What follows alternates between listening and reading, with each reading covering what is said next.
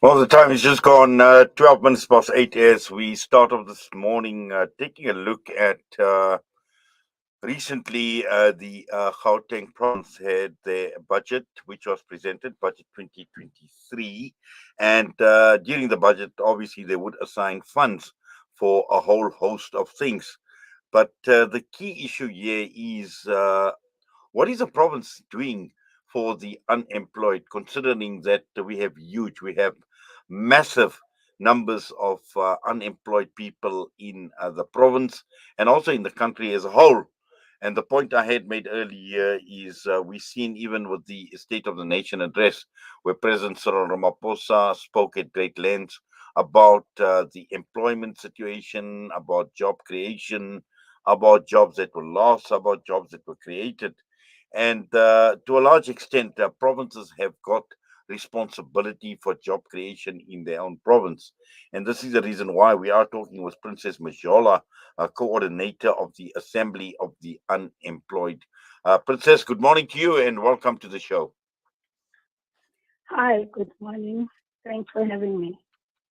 Yes, Princess, the budget speech, it was announced at the Gauteng province recently, and looking at the joblessness, the state of unemployment in this country, which seems to be getting worse by the day. And just how much responsibility does a province have to take for the unemployment dilemma that we are faced with? Yeah, that's a difficult question. I believe every province should be able to take care of the unemployed, the crisis of unemployment that's in that province. But unfortunately, that's not what the, the people who are supposed to take care of it are doing. For instance, there might be talking we heard when they are assigning all those and allocating those billions of budget to be going to provinces so that they can be work for youth, which we call precarious work because it's work like your EPWPs, work that only entails people to work for 6 months. So that is not job creation. So Exactly. yeah, I think you make a very very important point when you're talking about job creation, because job creation needs to be long term, it needs to be sustainable, and also at the same time, when we are talking of job creation, it is about an entire life that a person will have ahead. Because this is not just a stopgap measure, and that is the reason why I asked the question, and I'm sure that you have been watching this budget, you have been seeing the budget allocations. You said that the national government allocates billions. The key issue here is how is this benefiting the people, and more importantly the unemployed? truth be told, it's not benefiting the people or the unemployed. We know service delivery, we aren't receiving it in communities.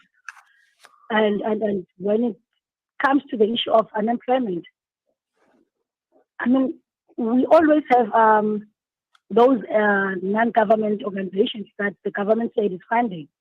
For instance, let's take the NYDA. I don't think I've seen any beneficiaries from communities that we work with that would come and people, your youth that would come and say, I'm a beneficiary of this, I've been assisted here, or I've been given an opportunity at NYDA. So this is more an issue of the same government that's saying funding all these non-profit organizations and doing all these PWP projects, people who are actually getting the opportunity. I don't know, it's either their families or it's when you are a member of a certain political party, that's when you get to get these opportunities. But ordinary people, ordinary youth and women out there aren't getting these opportunities. Well, certainly, Princess. Now, Princess, as the Assembly of the Unemployed, what have you been telling government? What or the provincial government? What should they be doing? Yeah, we've been talking and talking. For instance, take the issue. We have a high rate of youth that are unemployed. We have a high rate of women that are unemployed who are performing unpaid labor for the services they render to their homes because that's where they believe the woman's place is there in the kitchen. And there's this crisis that no one is tackling, no one is looking at. The issue of, we call them the forgotten nation because that's a nation that the age limit is ranging from 36 to 59. Remember, those people don't qualify to get pensioners grant, and those people don't even qualify to be hired at the workplace because the age limit restriction of being hired nowadays, the age limit criteria is 18 to 36. And those are mothers that are taking care of families, the same 18 to 35-year-olds that are being hired. So we really have a crisis. Well, we've got a crisis, and I see. With the cabinet reshuffle that had taken place, and the president announced Dr. Dlamini Zuma, obviously the minister who is going to be in charge of the youth. Now, just how much in touch is the government with the challenges that youth are facing, and to make sure that there is a department that is capable enough, or a minister who is capable enough of addressing the problems and the challenges that youth are faced with, not only with employment, but in many other aspects of their life. And now, when it comes to that, having a 74-year-old being, being someone who's supposed to be in charge of tackling youth issues, that's really a scam. Um, I always say, how do you have a priest advocating for prostitutes? Because certainly that person would never do the job. So this shows that our government doesn't care about the youth. They're actually mocking the youth. I'm certain there are young people in parliament that could take this task. But because the voice of the youth, it's not, it doesn't matter to the government. It's the same as if the government is afraid of the young generation. But anyway, I wouldn't blame them. Remember, during the apartheid regime, that's the same youth that changed status quo, and as today we are claiming to have that freedom that we don't have. So I think the government is afraid of youth. Hence, they're trying to oppress the youth.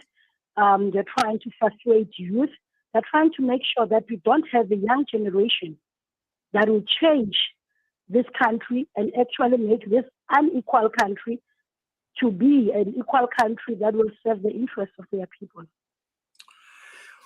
Well, the other point that you make is the youth had changed the course of history of this country, and we will not forget what took place in 1976, and that is the reason why we can call ourselves a democracy, a democratic government. But what I'm hearing from you, Princess, is a democratic government that has failed the youth of this country. We are 29 years into a democracy.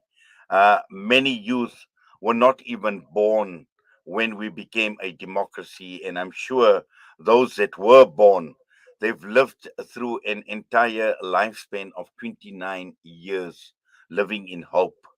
But it's only about hope, but nothing has actually changed for them. And looking at the future, I mean, do youth really, under the present circumstances and under the government and its attitude, like you mentioned, with regard to the youth, is there any hope for the youth? There is definitely no hope for the youth unless the youth take this upon themselves to make sure that their future is changed. Because, for instance, look now what the Department of Education is doing. We had a 40 pass matriculant rate, and now the government wants to change it to make it 33%. Whereas we had a problem with students, matriculants, gaining access to tertiary in tertiary institutions because of the 40% pass mark rate. Now, when they decrease it to 33%, what are they doing? They are actually saying they are teaching kids, students that will never even be able to gain access to tertiary institutions. We are having the same students who are in tertiary institutions who are supposed to be future leaders. And because now they have unemployed parents who can't afford to pay for their fees, let's first, what is it doing now? It's increasing that aid that's supposed to be aiding those vulnerable, underprivileged students. So it really shows that our government doesn't care. They really want to see the youth being just subjected to drug abuse, alcohol, crime. I mean, the high GPV rate we have. That's why we see our young women being hopeless. Now, all of this obviously would translate into an election, into the votes, and where people actually put their votes. Now, we've seen in the past, even with elections, encouraging the youth to be active, to have their say, to vote in the elections, to register as voters, and looking at the youth and how the government has failed them. Or just your thoughts on comes election time, what should the youth be thinking about? We know that the youth of South Africa is no longer voting anymore. But I so wish and hope that the youth now could take a stand and vote so that their cries and their voices can be heard. I so wish that the youth can take it upon them in their communities. That they also, because it's so nice that nowadays you are allowed as an individual to stand for elections. So I so wish the youth could gather together, whether it's that just a mass movement that would allow them to stand for elections, because I believe now is the time and era for the youth to take charge. Well, Princess, let's see what develops. But for now, we're going to have to leave it at that. But we do appreciate you taking time out this morning talking to us. All the best to you. Thanks so much. Princess Majola, coordinator of Assembly of the Unemployed, with us this morning. We're going to go for a break. We come back, we'll be joined by the chairperson of SAMNET, Dr. Faisal Suleiman.